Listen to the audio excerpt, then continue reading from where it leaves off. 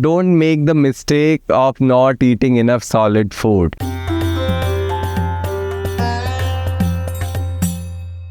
Hi, I'm Purabi and welcome back to my channel Lost and Found, navigating life made beautifully easy. And this episode of our channel is special because I'm going to share 10 tips about visiting Kedarnath. Yes, I did it. I went to Kedarnath in October 2024 and we trekked to the top, and there are 10 things you should absolutely keep in mind. And in the end, I might share some bonus don'ts, as in things that you should not do at all.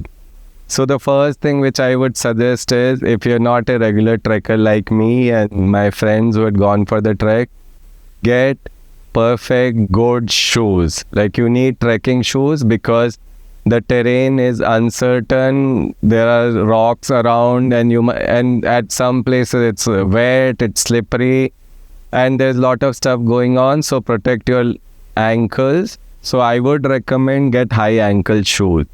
So I did a lot of trial and error, and they are not so easy to find, but I found mine at Wildcraft. So I think if you see my vlog on Kedarnath, you will notice the shoes there. And so buy high ankle shoes. Even if they are not waterproof, it's okay. You get waterproof covers around there. I have not tried those, but you can try that and let me know in comments if they work. So that is an option which is available. If do you really need waterproofing? There are a few waterfalls which you have to cross in the trek, so they might get wet there, but it's still okay. It's manageable, is what at least my experience was. The second thing which I would suggest, and thank you Jay for recommending this, he recommended that you get a Pithu. Pithu is someone who carries your luggage on their back. Feet equal to back, so Pithu. So hire a Pithu for carrying your bags, because as I said, if you're not a regular trekker, it can be very tiring to carry all the winter wear, because when you start your trek from Gaurikund, it's very hot. Like, if it's sunny, it's going to be super hot, like in almost like Mumbai weather. So you do not want to carry all the winter wear on your back, so hire a Pithu. That gives you the freedom to hold a stick. Yes, so get a stick for support. Like, apart from the high ankle shoes, you also need a stick. It helps a lot in terms of trekking. And coming to winter wear, carry lot of layers because weather keeps changing throughout.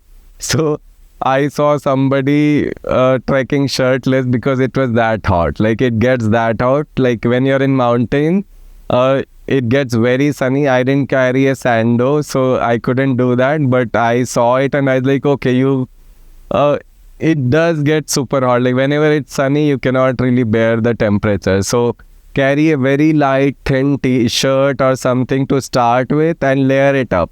And here I would recommend one thing, that don't keep all your winter wear with your Pithu, because what will happen, the pacing, like when you are trekking, your pacing might be different from your Pithu, so you might get lost, though they always keep along with you and there would be various points where you will meet them.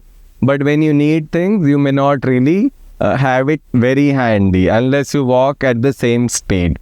So this would bring me to the point, carry your raincoat with you, like a poncho, carry it with you, because as I said, like, if your Pithu is not walking along with you, we ended up buying a raincoat because it started raining and our Pithu was somewhere else, so we had to buy it. A really good part is things are not too expensive in the mountains. People luckily are not greedy that they will see the occasion that it's raining, then they will hike the price. So a poncho which you would probably get in Mumbai for 150, we got it there for 200, and which was a really good deal. So that way, don't worry at all. There are shops like at every nook and corner almost. So that brings me to the point that carry small munchies, like carry a dry fruit, carry nut, but not too much of it. Like you don't need too much food because it is only going to add to the weight. There's no point. Like you will just bring it back from the trek, so there's no point. Because as I said, there are shops everywhere.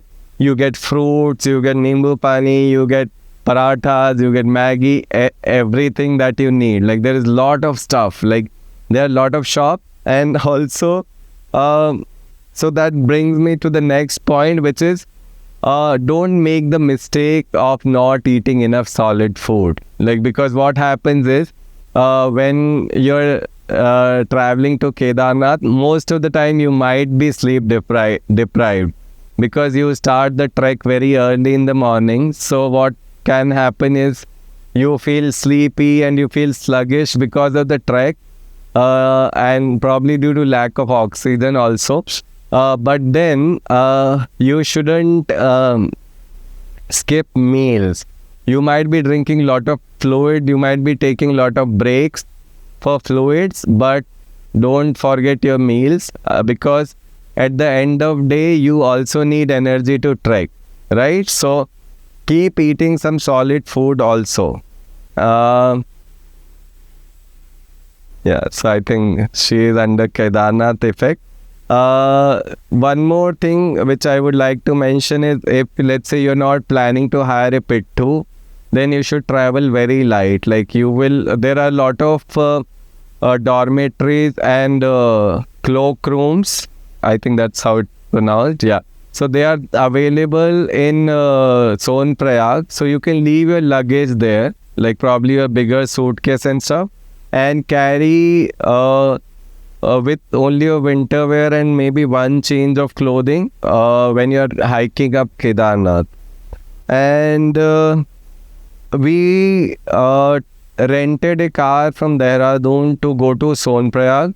So here, if you're going to rent a car, my advice would be that rent a bigger car, because we ended up renting a Swift Desire and it has lesser leg space, and that's not enough. Like if you're tall like me, and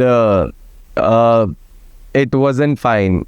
Your legs start hurting more from sitting in the car than the trek actually. So that was my experience. So don't do that. And one more thing which you should not miss is visit temple at midnight. The temple will be shut for darshan, but the whole area is empty and the vibe is so divine. Like you should feel it. So luckily what happened is we were slow at trekking and we reached the temple pretty late, and we ended up meeting a Pandit ji who told us to stand in queue from 11:30 p.m. And when we went there, the whole vibe is so divine. The temple is lit with awesome lighting and the whole area is empty. So if you're going to see the temple in morning, it's like a market area. It's like so full of people, but at night there's almost nobody. Most of the shops are closed. There's nobody in the queue. So I think do visit the temple at 11:30 p.m. and probably meditate if you are into meditation. That will be amazing thing. Now, I would also want to suggest one thing. We did not face much of challenge with this, but carry your power banks, because we found a good hotel where there was no problem with power points or stuff like that, and we had enough power banks between us. Like we were 4 people and we carried 2 power banks, and that was sufficient for us. Like we didn't really need to even charge our phones there as such. So that was enough for us. But a lot of vlogs suggest that, and I think you can carry a power bank to begin with, and maybe a 3 plug also. one thing which we were worried about, we carried but we didn't use, was emergency blanket. There are this very thin blankets which are called emergency blanket. They are pretty useful because most of the places said that the bed sheet and blankets, everything will be wet. But then we didn't have any such problem, so we didn't end up using our emergency blankets, which were meant to layer between to give us a dry bed sheet effect, but we didn't really need it at all. So that's something you may or may not wish to carry. But they are very light. They are like handkerchiefs, so you can just carry for just in case. Now, what you shouldn't carry, you don't need to carry books. Yes, I was thinking like I'll be able to read some books while going from Dehradun to Sonprayag, but I couldn't read anything. So don't add to the weight. You don't need books mostly. And yeah, don't carry denims. I carried 2 of them and I didn't really use them at all because they are uncomfortable for trekking. And also in emergency, if you have to hire a horse for trekking, like I think it's going to be very uncomfortable. So I think don't carry denims for that reason also. And yeah, I think that's most of the thing which I would recommend. And one last tip would be keep checking for helicopters slots. In case you are super tired after trekking, keep going to the helicopter office in Kedarnath and check if they have a slot available, so that you save a lot of time and energy while coming back.